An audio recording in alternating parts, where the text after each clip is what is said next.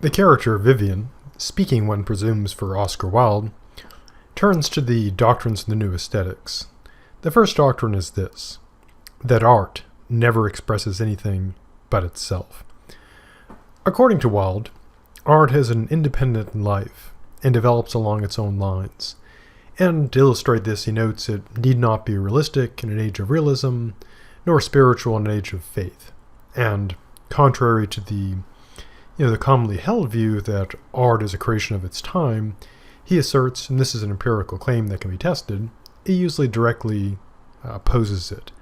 And so the only history he thinks that's in art is the history of the progress of art itself. And he notes that sometimes it goes back, revives an antique form. Other times, as people like to say, the art is ahead of its time. And it may take long for someone to understand and appreciate. And that particular claim does seem to be true because for a variety of reasons, there are artists who are essentially nobodies in their time. Then their work gets discovered later and becomes incredibly well regarded. Now, of course, this has to be taken with a block of salt because in many cases this is driven by financial concerns and treating art as commodities, which opens up a whole other area of discussion. But back to the doctrines. His critical point is that he asserts that art does not reproduce its age. And so it's a mistake to go from the art of that time to the time itself. And he considers this a basic error. And again, there's a popular view that art reflects the history of its time. Wilde then goes on to his second doctrine, which is this. All bad art comes from returning to life and nature and elevating them into ideals.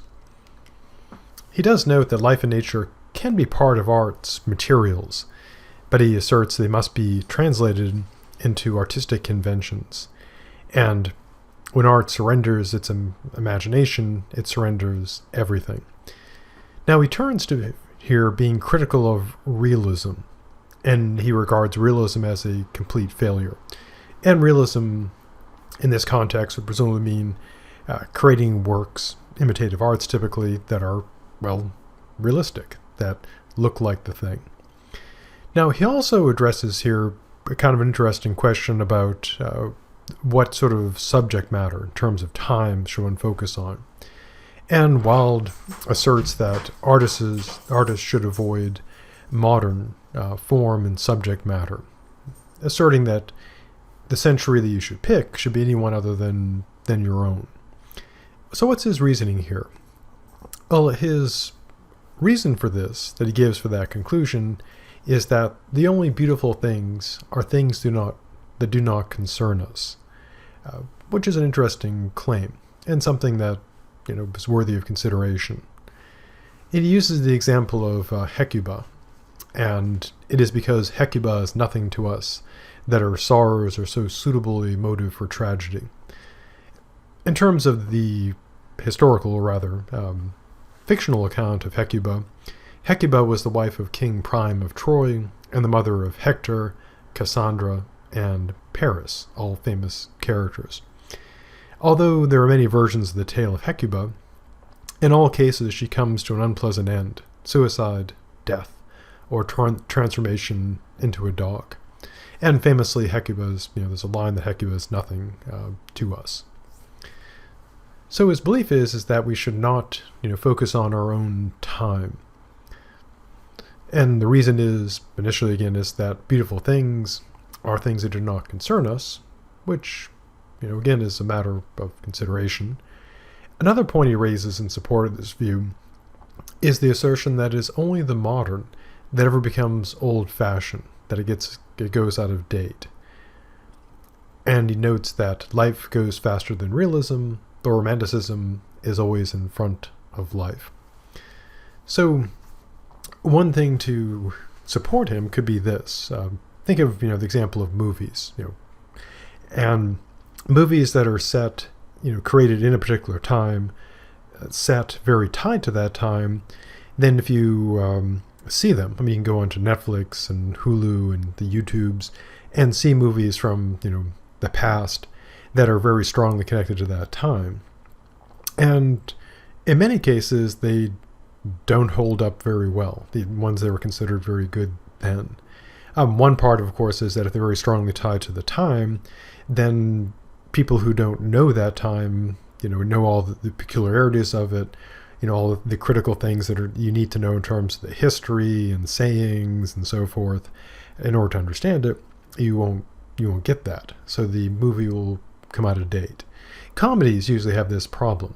If you go back and look at many comedies that are set in a very particular time and do require, particular knowledge, again, of the politicians who are in office, of the commercials of the time, the music of the time, would require, today, from the standpoint of today, a lot of historical knowledge. Although then it would be all just popular knowledge. They can be, very difficult to understand. If you're watching it, like, I don't get why this is funny. Whereas ones that are set at different times, even comedies that appeal to, things that are very general, those seem to do better. Now, this could, of course, be countered by there are, of course, movies that are set in the time period that they were filmed in that still hold up very well. Same with, works of books especially. And so it's an interesting point of debate here. If you're creating a work, when should you set it? And a large part would depend on your goals. Whether you want it to endure way beyond your death when you no longer can get royalties from it. So that is the second doctrine. All bad art comes from returning to life and nature and elevating them into ideals. Vivian, which is to say Wilde, says the least about the third and fourth doctrines, although they do seem to be the most interesting and most important. Third doctrine is this. This is sort of the lead-in, that life imitates art far more than art imitates life. And that's what he claims about that. Now, it's an interesting question as to whether that's true or not. Because again, his view is that we saw at the start that people do explicitly imitate art, and he used the example of suicides. And today we have the terrible examples of claims that people who engage in mass shootings are imitating art. And we generally don't focus, I guess, on good cases where people imitate art, because usually good things don't tend to make the news. So, an interesting question here is he right about that? Which imitates which more? And why does that matter? Or perhaps it does not. Lastly, the fourth doctrine, which I think is the most interesting, is this, and it's stolen from Aristotle in a way, that lying, the telling of beautiful untrue things, is the proper aim of art. And he says just that, no more about it. Now, Aristotle made a very similar view about art being, untrue, and considered this not a bad thing. Our good dead friend Plato, of course, if you take the aesthetics class and it covers Plato, especially book 10, he is very critical of art because it's this untrue nature of it, that it is the least of things. Going back to the allegory of the cave and the notion of the line, for Plato, art is the least of these things. Now, it is true that art is essentially a lie. The most obvious example, of course, would be fictional, movies, books, plays, television shows, etc., where the actors are all, lying. All that's happening is untrue. And likewise for, paintings and statues that, try to be of things and look like things, they're, of course, untrue. But Wilde adds in, of course, that they're not merely untrue things, but beautiful untrue things. And this does raise some interesting philosophical questions about the distinction between, telling beautiful untrue things and merely lying. And the key part seems to be intention, because we do intuitively distinguish between the beautiful untrue things, the lies of movies and TV, etc., and works of fiction. So if someone starts screaming at a movie screen, showing the Avengers, yelling, screaming, "This is all a lie, there is no Thanos," that would be crazy. I mean, technically true. There is no Thanos, there is no Captain America, etc. All those things are lies, but we don't condemn them, and we don't, at least not for being untrue, and we don't consider them to be the same sort of lies as those told by, say, evil people, politicians, etc. So an interesting question about, lying. And the fourth doctrine is, of course, again, lying, the telling of beautiful, untrue things, is the proper aim of art.